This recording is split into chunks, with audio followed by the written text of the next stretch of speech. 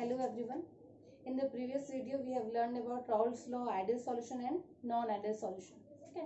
One more topic about non-ideal solution is azeotrophs. है ना.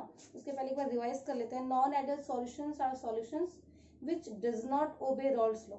ठीक है, जो Raoult's law को obey नहीं करते और non-ideal solutions. Non-ideal solution में भी दो टाइप था. एक था आपका solution which shows positive deviation from Raoult's law. Second, solution which shows negative deviation from Rawls law. Positive deviation का मतलब क्या था कि जो वेपर प्रेशर है वो एक्सपेक्टेड से हमेशा ज्यादा होगा और अगर नेगेटिव डेविएशन लेते हैं तो वेपर प्रेशर एक्सपेक्टेड से हमेशा कम होगा. Now azeotropes. Azeotropes are the solution which behaves as pure liquid. ठीक है, सॉल्यूशन का मतलब क्या है? Something which have more than one component, उसको अपन क्या बोलते हैं? सॉल्यूशन बोलते हैं. लेकिन यहाँ पे एजियोट्रॉप ऐसा सॉल्यूशन है जो प्योर लिक्विड कैसे बिहेव करता है. मतलब हो सकता है कि उसमें मोर देन वन कंपोनेंट हो, लेकिन वो सारे कंपोनेंट मिक्स होने के बाद as a single liquid behave करते हैं. ठीक है, कैसे पता चलेगा कि वो as a single liquid behave कर रहा है? ठीक है, उसके लिए क्या है? Solution source a single boiling point. जो सॉल्यूशन है वो एक पर्टिकुलर टेम्परेचर पे बॉइल हो रहा है. ठीक है, लेकिन आपको पता है कि अगर कोई सॉल्यूशन है, जैसे अगर आप ले रहे हो वाटर एंड इथेनॉल, अगर आप एक सॉल्यूशन ले रहे हो वाटर का और अल्कोहल का, ठीक है, तो आपको पता है कि वाटर की बॉइलिंग पॉइंट होती है 373 केल्विन और अल्कोहल की होती है 351 केल्विन.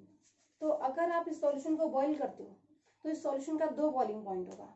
एक, कुछ पार्टिकल्स होंगे जो 351 केल्विन पे बॉइल होंगे और कुछ होंगे जो कब बॉइल होंगे? 373 केल्विन पे. तो यहाँ पे टू डिफरेंट बॉइलिंग पॉइंट्स हैं क्योंकि दो कंपोनेंट है. लेकिन एजियोट्रॉप में क्या होता है? दो कंपोनेंट होते हैं, फिर भी वो जो दो कंपोनेंट है उनके पार्टिकल सिंगल टेम्परेचर पे बॉइल होते हैं. ठीक है, तब उसको हम लोग क्या बोलेंगे? एजियोट्रॉप्स. क्लियर है? Azeotropes are the solution which boils at a constant temperature, means they behave as a single liquid, pure liquid. ठीक है, now azeotropes are classified into two parts, minimum boiling azeotropes and maximum boiling azeotrope. Minimum boiling azeotrope, ठीक है, आपको पता है कि azeotrope single temperature पे boil होते हैं, लेकिन जो कंपोनेंट्स हैं उनका बॉइलिंग पॉइंट अलग अलग होगा. तो आप मिनिमम बॉइलिंग पॉइंट तब बोलोगे जब पूरे सॉल्यूशन का बॉइलिंग पॉइंट इसके दोनों कंपोनेंट के बॉइलिंग पॉइंट से कम होगा. मतलब ये मिनिमम टेम्परेचर पे बॉइल होता है. ठीक है, boiling point of the solution is always smaller than boiling points of the components. ठीक है, मैक्सिमम का मतलब क्या हो रहा है? क्लियर है?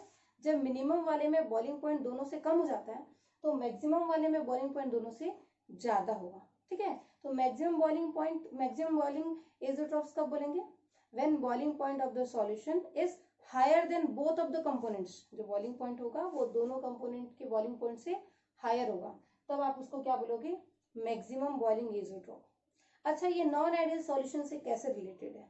जो नॉन आइडियल सॉल्यूशंस होते हैं वही एजियोट्रॉप फॉर्म करते हैं. अगर सॉल्यूशन पॉजिटिव डेविएशन शो करते हैं राउल्स लॉ से, तो वो प्रिपेयर करेंगे मिनिमम बॉइलिंग एजियोट्रॉप्स. ठीक है, solution which shows positive deviation from Raoult's law form minimum boiling azeotropes and the solution which forms which forms maximum boiling azeotrophs shows negative deviation from Raoult's law. Clear है? जो non ideal solutions होंगे वही azeotrope form करते हैं, है ना. अगर वो पॉजिटिव डेविएशन शो कर रहे हैं तो वो मिनिमम बॉइलिंग फॉर्म करेंगे और अगर वो नेगेटिव डेविएशन शो कर रहे हैं तो वो क्या फॉर्म करेंगे? Maximum boiling azeotrope. ठीक है, इसका एग्जाम्पल देख लेते हैं.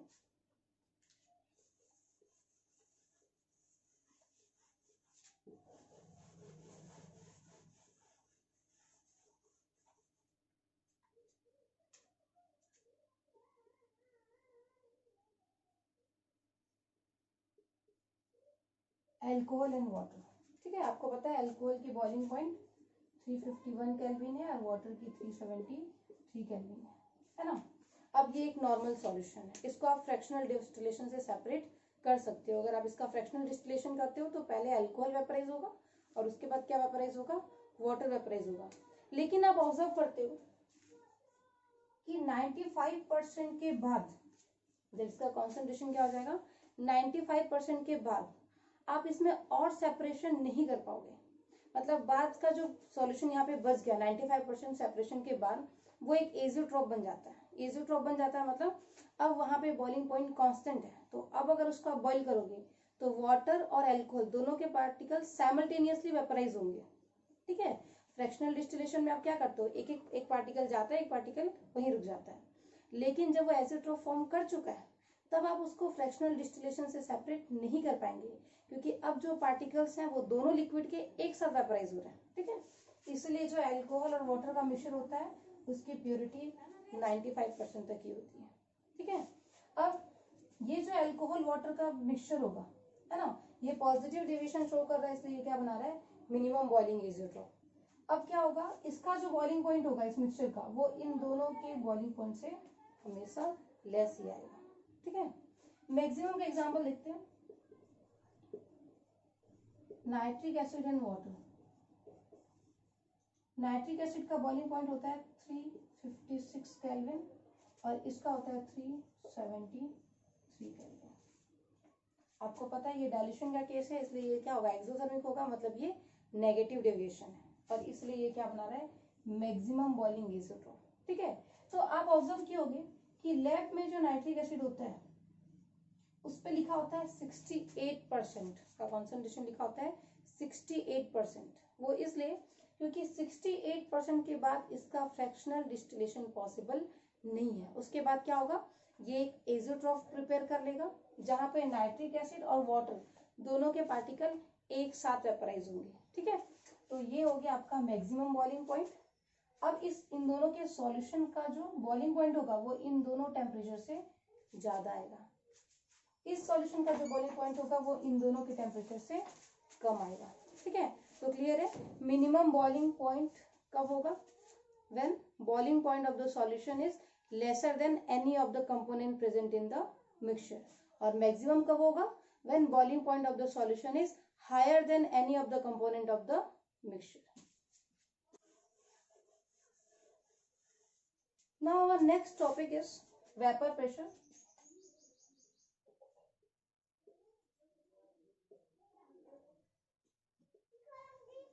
We've already discussed about it, है ना। वेपर प्रेशर क्या होता है, suppose a single liquid is present in a closed container, its particle vaporizes, number of vapor particles increases with time, and after a particular time number of vapor particles becomes constant.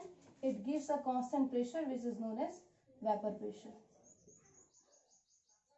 ये हम लोग पहले discuss कर चुके हैं कि उस liquid के वेपर का जो प्रेशर होगा, कांस्टेंट प्रेशर, उस प्रेशर को हम लोग क्या बोलेंगे, vapour pressure.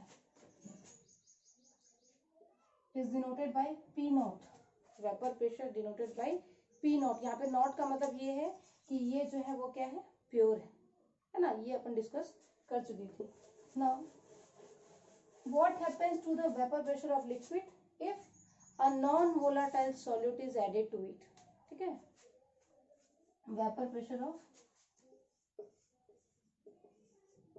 solid in liquid solutions where the solid is non-volatile in nature।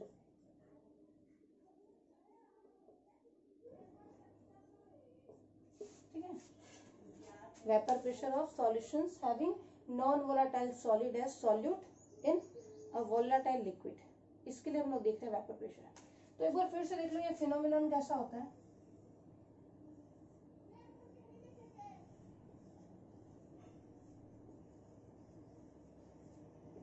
Suppose these are the liquid particles. Vaporization क्या है, सरफेस फिनोमिनन है। सरफेस फिनोमिनन है, इसका मतलब ये हुआ कि ये जो सरफेस के पार्टिकल है वो पहले वेपराइज होंगे, है ना। जब ये पूरे पार्टिकल्स यहाँ आ गए, अब ये सरफेस होगा, अब इसके पार्टिकल्स वेपराइज होंगे और धीरे धीरे वो क्या बन जाएगा, वेपर बन जाएगा, वेपर प्रेशर इंक्रीज होता जाएगा। ये नॉर्मल फिनोमिनन है। ठीक है, अब इस लिक्विड का वेपर प्रेशर हम लोग क्या लिए, पी नॉट, और अगर ये सॉल्वेंट है तो इसको आप कर लो पी नॉट 1। अब अगर मैं इसमें क्या करूँ, एक नॉन वोलाटाइल सॉल्यूट ऐड करूँ, नॉन वोलाटाइल सॉल्यूट मतलब जो वेपराइज नहीं हो सकता है, तो क्या होगा, sum of the space of the solution will be occupied by solute. ठीक है, अब नॉन वोलाटाइल सॉल्यूट ऐड करने के बाद ये जो टोटल पार्टिकल्स थे उसमें से कुछ पार्टिकल्स किसके होंगे, नॉन वोलाटाइल सॉल्यूट के होंगे। अब अगर इसका वेपराइजेशन होता है तो आपको पता है कि ये पार्टिकल्स तो वेपराइज होंगे, लेकिन ये वाला पार्टिकल और ये तीनों पार्टिकल वेपराइज नहीं होंगे। पहले क्या था कि पूरे के पूरे सरफेस में जितने भी पार्टिकल्स थे वो सब वेपराइज हो रहे थे, लेकिन यहाँ पे सारे पार्टिकल्स वेपराइज नहीं हो रहे, तो क्या होगा, कम वेपर बनेगा। कम वेपर बनेगा तो वेपर प्रेशर भी क्या होगा, कम होगा। इसका मतलब ये हुआ कि जब भी आप नॉन वोलाटाइल सॉल्यूट ऐड करते हो उस सॉल्यूशन का वेपर प्रेशर मतलब उस सॉल्वेंट का वेपर प्रेशर क्या होगा, डिक्रीज होगा। क्यों डिक्रीज होगा, पहले ये पूरा का पूरा सरफेस सॉल्वेंट के पार्टिकल्स के लिए था, तो बहुत सारे पार्टिकल्स वेपराइज हो रहे थे, लेकिन अब इस पूरे सरफेस में सिर्फ सॉल्वेंट के पार्टिकल नहीं है, अब इसमें कुछ पार्टिकल्स किसके, सॉल्यूट के, जो वेपराइज नहीं होते हैं, तो ये सिर्फ क्या कर रहे हैं, सरफेस को ब्लॉक कर रहे हैं, इसलिए कम वेपर बनेगा, इसलिए वेपर प्रेशर की वैल्यू भी क्या होगी, लेस होगी। तो यहां से हम लोग ये बोल सकते हैं vapour pressure of solvent decreases with addition of non volatile solvent. ठीक है, vapour pressure of the solvent decreases with addition of non volatile solute. अगर ये सॉल्यूट वोलाटाइल होता तब तो कोई दिक्कत नहीं होती, ये पार्टिकल भी वेपराइज होता, ये पार्टिकल भी वेपराइज होता, लेकिन वो सॉल्यूट नॉन वोलाटाइल है।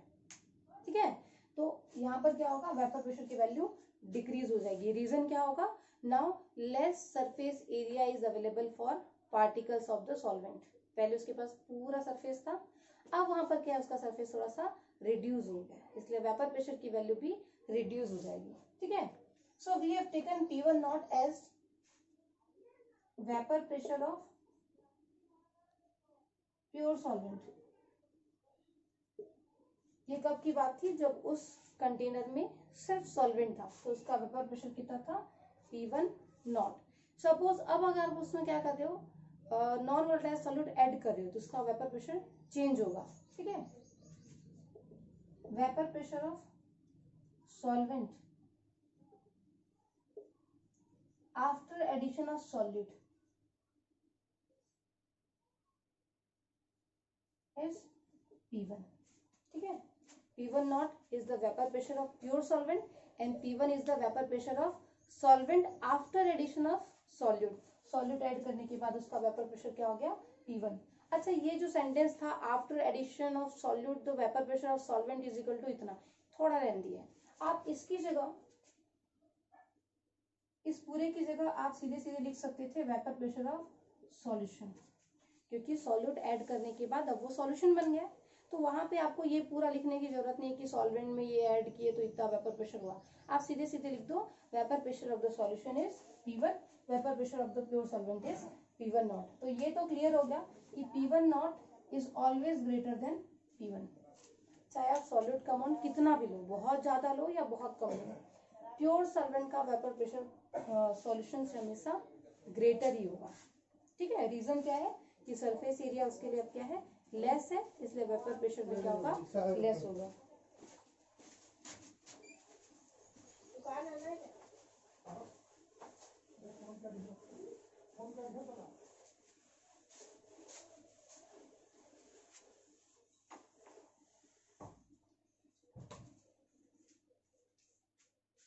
क्लियर हो गया, vapour pressure of solution is always less than vapour pressure of pure solvent. Next, colligative properties.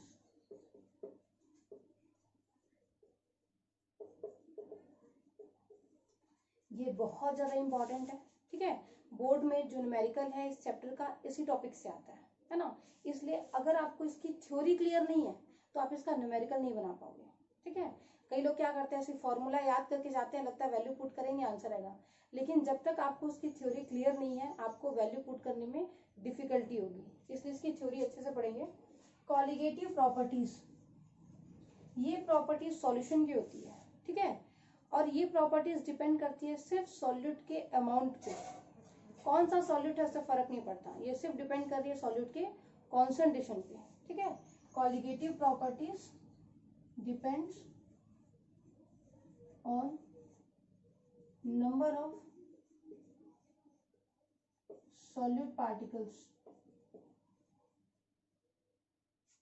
irrespective of the nature of solute,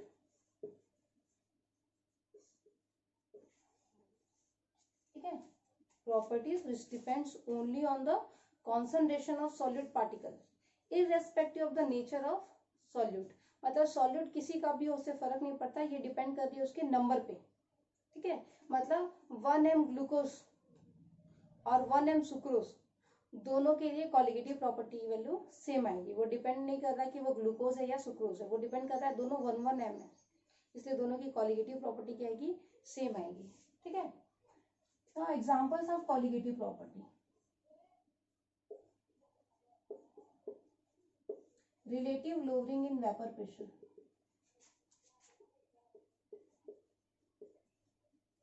ठीक है। आपको थोड़ी देर पहले मैं बताई थी कि अगर आप सॉल्यूट ऐड करते हो तो वेपर प्रेशर की वैल्यू डिक्रीज हो जाती है, ठीक है। तो वो जो डिक्रीज है वो क्या है, एक कॉलिगेटिव प्रॉपर्टी है ना, मतलब वो डिफरेंट डिफरेंट सॉल्यूट के लिए सेम आएगी अगर उन सबका अमाउंट सेम है तो।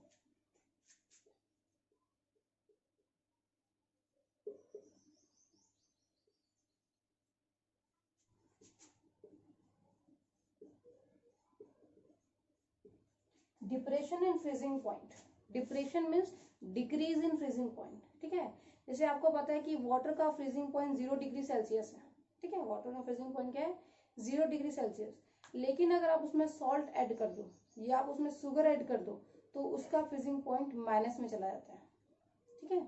मतलब वो जिस टेम्परेचर से फ्रीज हो रहा था उस टेम्परेचर पे फ्रीज नहीं होगा, उसको फ्रीज करने के लिए अब आपको और कम करना पड़ेगा टेम्परेचर को, क्लियर है। अगर आप नॉर्मल वाटर ले रहे हो तो वो 0 डिग्री सेल्सियस पे फ्रीज होगा, लेकिन अगर आप उसमें कोई सॉल्यूट ऐड कर रहे हो तो उसका जो फ्रीजिंग पॉइंट है वो रिड्यूस हो जाता है, ठीक है। तो ये जो रिड्यूस इन फ्रीजिंग पॉइंट है वो क्या है, एक कॉलिगेटिव प्रॉपर्टी है, मतलब वो भी किस पे डिपेंड कर रहा है, नंबर ऑफ सॉल्यूट पार्टिकल्स पे।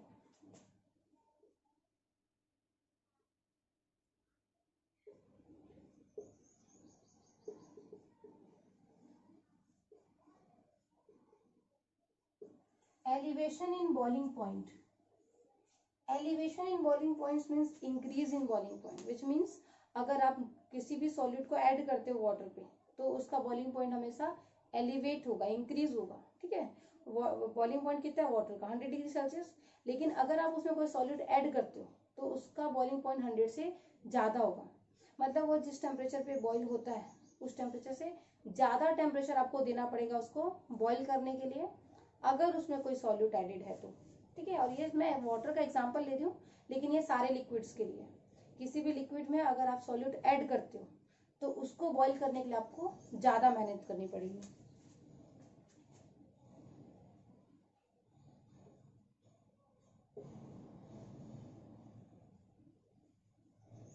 ऑस्मोटिक प्रेशर, ठीक है, ये अपन पढ़ेंगे आगे, जैसे ऑस्मोसिस होता है ना, उसको प्रिवेंट करने के लिए जो प्रेशर चाहिए होता है उसको हम लोग बोलते हैं ऑस्मोटिक प्रेशर।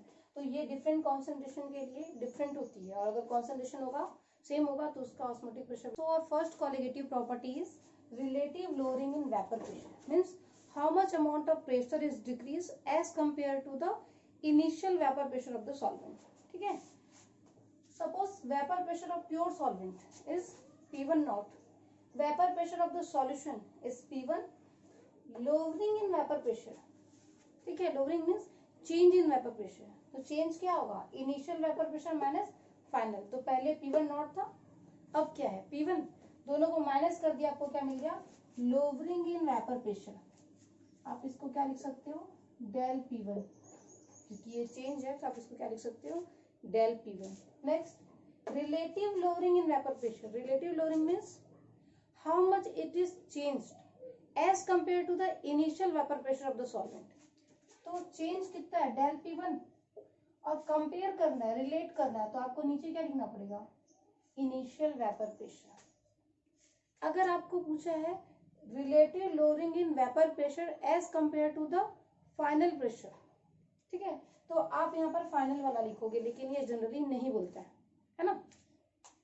तो यहाँ पे रिलेटिव लोअरिंग लिखना है, इसलिए आपको नीचे क्या करना पड़ेगा, divided by P1 not. Now आपको रॉल्स लॉ याद होगा. रॉल्स लॉ के according P1 is equal to P01 x1. According to Raoult's law, vapor pressure of the liquid, ठीक है, is equal to P1 not x1. तो वो आप यहाँ पे पुट कर सकते हो.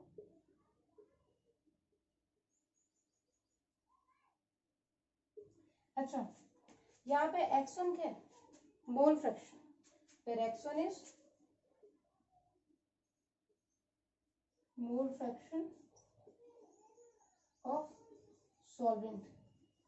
ये चीज आपको इस पूरे चैप्टर के लिए याद रखनी है कि जहां पर भी 1 है it's for solvent, 1 for solvent and 2 for solute. So x1 means mole fraction of the solvent, ठीक है.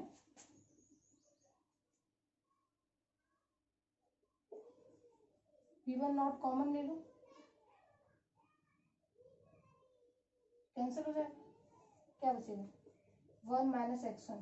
और आपको पता है कि अगर दो ही कंपोनेंट है सॉल्यूट और सॉल्वेंट, तो दोनों के मोल फ्रैक्शन का सम 1 आएगा.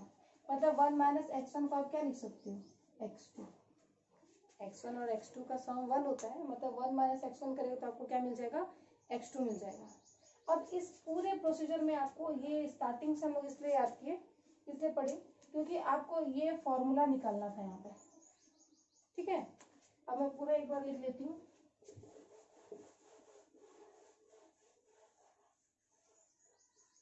Relative lowering in vapour pressure del P1 divided by P1 nought is equal to P1 nought minus P1 divided by P1 nought is equal to x2 mole fraction of solute, ठीक है.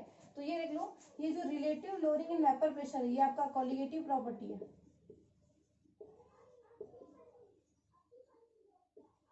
और ये किसके equal है, मोल fraction of solute के equal है. मतलब अब वहां पे अगर दो अलग अलग सॉल्यूट ले रहे हो और दोनों का x2 सेम आ रहा है, भले उनका नेचर अलग हो लेकिन दोनों का x2 अगर क्या आ रहा है, सेम आ रहा है, तो relative lowering in vapour pressure भी क्या आएगा, सेम आएगा, ठीक है. मतलब अगर ग्लूकोज का मोल फ्रैक्शन 0.5 है और सुक्रोज का भी 0.5 ही है, ठीक है, तो ये दोनों क्या करेंगे, सेम अमाउंट से वेपर प्रेशर को डिक्रीज करेंगे. मतलब अगर यहाँ पे 5 बार से डिक्रीज हो रहा है प्रेशर, तो यहाँ पर भी 5 बार से ही डिक्रीज होगा, ठीक है ना. x2 का मतलब क्या है, number of moles of 2 divided by number of moles of first plus second component, ठीक है. और आपको पता है कि सॉल्वेंट का अमाउंट सॉल्यूट से बहुत ज्यादा होता है ना. Generally N1 is greater than N2, तो आप यहाँ पे N2 को नेग्लेक्ट कर सकते हो. नेग्लेक्ट करने के बाद ये क्या होगा, N2 डिवाइडेड बाय N1, ठीक है.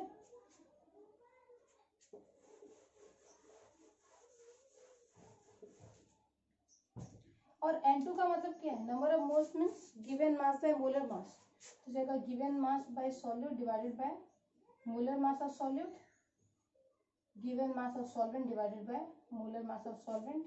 It can be written as M2 into W2 into M1 divided by M2 into W1.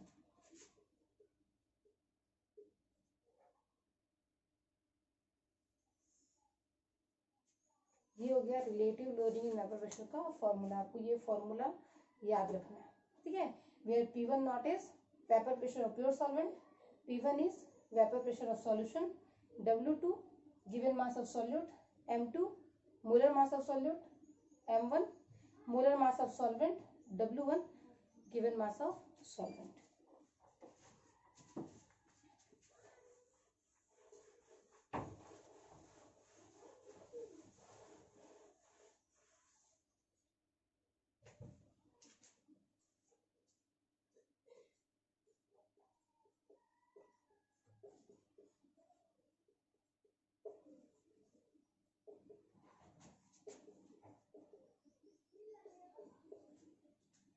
Next qualitative property is elevation in boiling point. ठीक है, एलिवेशन इन बॉइलिंग पॉइंट मतलब अगर आप solute add कर रहे हो तो बॉइलिंग पॉइंट हमेशा एलिवेट होगा, इंक्रीज होगा। ठीक है, उससे पहले ये देख लो कि बॉइलिंग पॉइंट क्या होता है।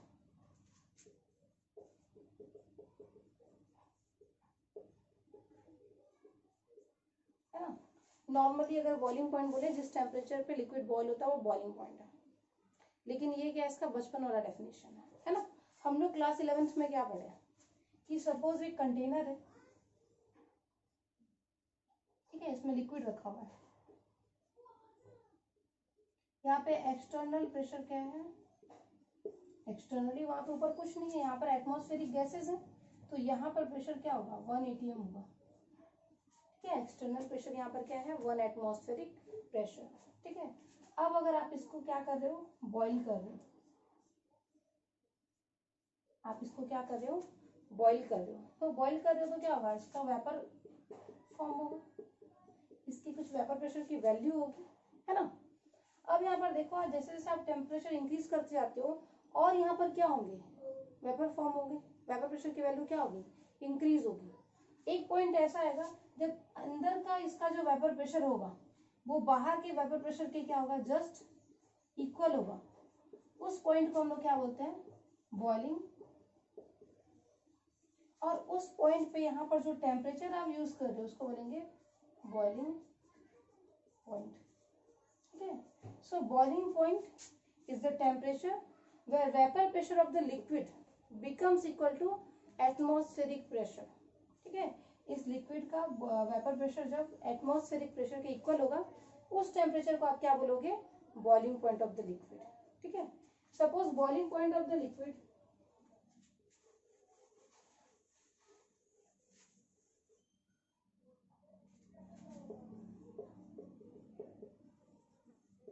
boiling point of liquid means pure solvent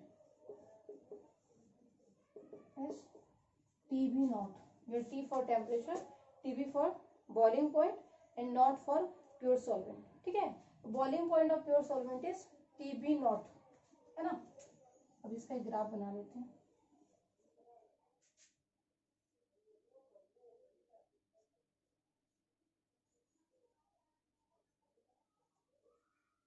तो एक्स एक्सिस में ले रहे हैं हम लोग vapour pressure, sorry Y axis में हम लोग ले रहे हैं वेपर प्रेशर और एक्स में हम लोग ले रहे हैं टेम्परेचर।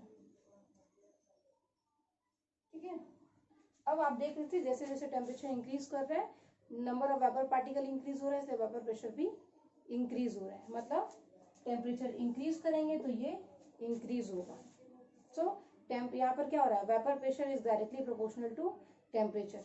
ठीक है, यहाँ पे बहुत सारे, यहाँ पर 0.1 0.2 समथिंग बहुत सारे प्रेशर होंगे। यहाँ पर जो प्रेशर है वो 1 atm है। ठीक है, यहाँ पे जो प्रेशर है वो क्या है, 1 atm है। अब इसका ग्राफ कैसे बनेगा, इसका ग्राफ डायरेक्टली प्रोपोर्शनल है, मतलब ऐसा बनेगा। तो टेम्परेचर इंक्रीज कर रहा है, वेपर प्रेशर की वैल्यू इंक्रीज होती गई। इस पॉइंट पे vapour pressure of the liquid becomes equal to 1 atmospheric pressure. इस पॉइंट पे इसका वेपर प्रेशर एटमॉस्फेरिक प्रेशर के इक्वल है। अब इस वेपर प्रेशर पे जो भी टेम्परेचर होगा, this temperature is boiling point of pure solvent. This temperature is boiling point of pure solvent. ये नॉर्मल ग्राफ है। ठीक है, अब अगर आप इसमें नॉन वोलाटाइल सॉल्यूट ऐड कर रहे हो, नॉन वोलाटाइल सॉल्यूट क्या करता है, वेपर प्रेशर को डिक्रीज करता है। तो जैसे इस टेम्परेचर पे सॉल्वेंट का वेपर प्रेशर यहाँ था तो सॉल्यूशन का यहाँ होगा, इस वाले पे यहाँ था तो इसका यहाँ होगा। मतलब इसका ग्राफ उसके पहले वाले ग्राफ के क्या होगा, नीचे होगा। ठीक है, अगर आप सॉल्यूट ऐड कर रहे हो वेपर प्रेशर कम हो गया तो अब क्या होगा, सेकेंड वाला मतलब सॉल्यूशन का जो ग्राफ होगा वो सॉल्वेंट के ग्राफ से थोड़ा नीचे बनेगा। ये किसके लिए है, सॉल्वेंट के लिए, और ये वाला ग्राफ किसके लिए, सॉल्यूशन के लिए। तो यहाँ पर देखो, अब इसको एटमॉस्फेरिक प्रेशर तक पहुंचने के लिए ज्यादा टाइम लगा क्योंकि इसमें वेपर प्रेशर कम होता है। तो इस पॉइंट पे ये क्या है 1 atm की इक्वल है। तो अब ये इसका जो टेम्परेचर होगा ये हो जाएगा बॉइलिंग पॉइंट ऑफ सॉल्यूशन। इसको ले लेते हैं टीबी, ठीक है। प्योर सॉल्वेंट के लिए क्या लिए TB nought, boiling point of solution. Solution means after addition of solute is TB. यहाँ पे देख लो पहले ये टीबी नॉट था, अब ये टीबी हो गया। तो इतना आपको क्या करना पड़ रहा है, एक्स्ट्रा टेम्परेचर देना पड़ रहा है उस सॉल्वेंट को बॉईल करने के लिए, ठीक है। तो आप जब भी नॉन वोलेटाइल सॉल्यूट ऐड करोगे, सॉल्वेंट को बॉईल करने के लिए आपको एक्स्ट्रा टेम्परेचर की जरूरत है, ठीक है। कितना एक्स्ट्रा, इतना। इसको आप ले लो डेल टीबी, ठीक है। एलिवेशन और चेंज इन बॉइलिंग पॉइंट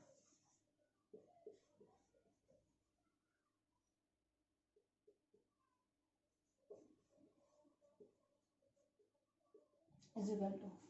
अच्छा अगर मैं सिर्फ यहाँ पर चेंज को एक काम करो ब्रैकेट में लिख लो, अगर मैं सिर्फ चेंज लिखती तो यहाँ पर क्या होता है आप इनिशियल माइनस फाइनल करते, लेकिन आपको बताना है कितना एलिवेट हुआ, कितना एलिवेट मतलब आपको डिफरेंस बताना है। तो डिफरेंस में आप जो यहाँ पर लार्जर वैल्यू होगी उसको पहले रखोगे, ठीक है ना, टीबी माइनस टीबी नॉट, ठीक है। ये एक फॉर्मूला बन गया।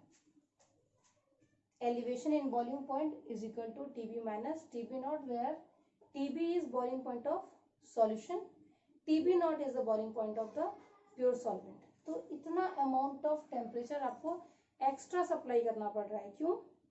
क्योंकि आप उसमें क्या ऐड किए हो, नॉन वोलेटाइल सॉल्यूट ऐड किए हो, ठीक है। ये ग्राफ अगर आपको समझ में आ गया है तो आप इसके फॉर्मूला में कभी भी कंफ्यूज नहीं होंगे। कभी कभी लगता है कि कौन सा टेम्परेचर ज्यादा होगा कौन सा कम होगा, इसलिए ये ग्राफ याद रखना, या तो इसके नेम से क्लियर है। एलिवेशन इन बॉइलिंग पॉइंट मतलब बॉइलिंग पॉइंट हमेशा एलिवेट होता है, इंक्रीज होता है, ठीक है। अब एक चीज देख लो क्वेश्चन में कैसा आएगा न्यूमेरिकल्स में। न्यूमेरिकल्स में देखो अगर वाटर है तो टीबी नॉट की वैल्यू गिवन नहीं होगी, क्योंकि वाटर के लिए टीबी नॉट क्या होगा, वाटर का बॉइलिंग पॉइंट होता है 373 केल्विन। तो अगर क्वेश्चन में एक्वस सॉल्यूशन बोला है तो कभी भी टीबी नॉट की वैल्यू गिवन नहीं होगी, ठीक है। सिर्फ टीबी दिया होगा और आपको डेल टीबी बताना है। तो आप क्या करोगे, दोनों को माइनस कर लोगे, है ना, आपको डेल टीबी मिल जाएगा।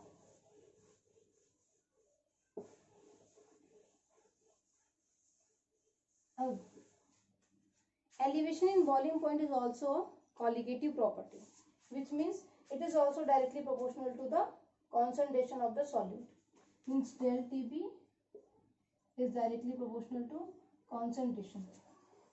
concentration means क्या है यहाँ पे स्मॉल है, मतलब क्या होगा, molality. elevation in the boiling point is directly proportional to molality of the solution, ठीक है। अब अगर हम लोग ये प्रोपोर्शनलिटी का साइन हटाते हैं तो यहाँ पे कांस्टेंट लेना पड़ेगा Kb, where Kb is molar elevation constant.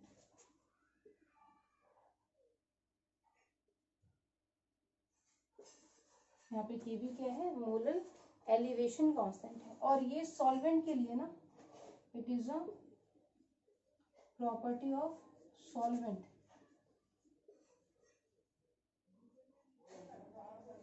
मतलब डिफरेंट सॉल्वेंट्स के लिए Kb की वैल्यू डिफरेंट होगी, एनसीईआरटी में गिवन है, ठीक है। और अगर आपका न्यूमेरिकल आता है एग्जाम में तो Kb की वैल्यू आपको गिवन रहती है, ठीक है। तो यहाँ पे हो जाएगा del TB is equal to Kb into M. तो अगर आपको m पता है, Kb की वैल्यू तो गिवन होती ही है, तो आपको क्या पता चल जाएगा, डेल टीबी। अच्छा m को आप और एक्सटेंड कर सकते हो, मोलैलिटी क्या है, number of moles of solute present in given mass of solvent. Mass of solvent को आप क्या लेते हो, W1, और ये जनरली ग्राम में होता है, इसलिए आपको ऊपर क्या करना पड़ेगा, इंटू 1000, ठीक है। आप N2 को भी चेंज कर सकते हो, N2 is the number of moles of solute, which means it is equal to given mass by molar मास।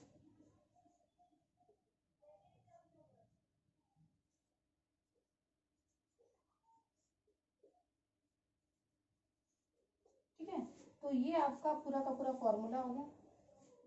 अगर आपको ये सारी चीजें गिवन है तो आप डेल टी बी की वैल्यू फाइंड आउट कर सकते हो। और अगर आपको डेल टी बी पता है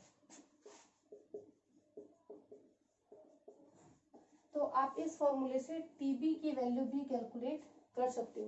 तो क्वेश्चन में डायरेक्टली आपको ये सब कुछ नहीं गिवन होता है।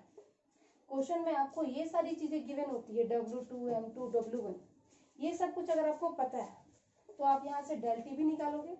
डेल टी बी पता है तो आप क्या निकाल सकते हो, टीबी। अब हो सकता है कि आपको टीबी बताओ, टीबी नॉट बताओ, ठीक है, और आपको पूछा होगा M2 molar mass of solute, ठीक है, तो उस केस में आप क्या करोगे, यहाँ से डेल टी बी निकालोगे, यहाँ पुट करोगे, ये सारी वैल्यूज गिवन होंगी, आपको क्या फाइंड आउट करना है, M2। मतलब न्यूमेरिकल्स में किसी भी टाइप का क्वेश्चन हो सिर्फ एक ही अननोन होगा।